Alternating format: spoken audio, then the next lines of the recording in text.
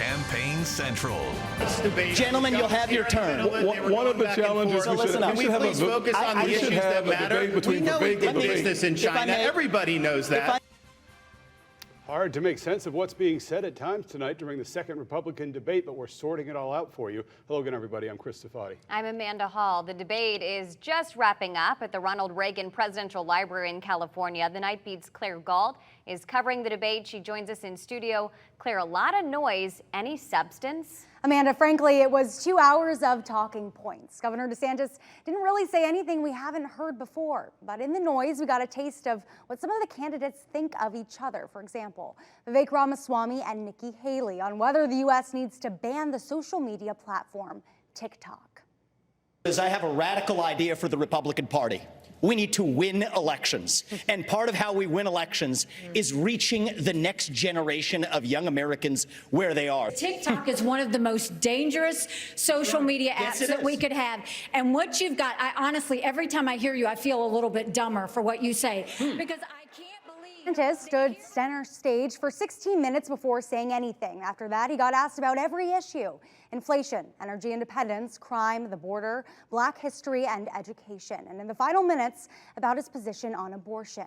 Can he win an election when he supports tough restrictions? I reject this idea that pro-lifers are to blame for midterm defeats. I think there's other reasons for that.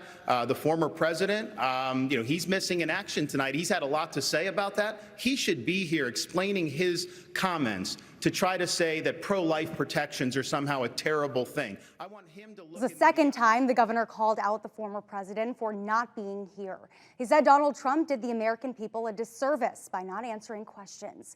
But DeSantis got asked a question he never answered, too. What you don't need is a president who is against energy independence. Ron DeSantis is against fracking. He's against drilling. He's been against, you did it. He always talks about what happens on day one. You better watch out, because what happens on day two is when you're in trouble. Day two in Florida, you banned fracking, you banned offshore drilling, you did it on federal lands, and you took green subsidies that you didn't have to take.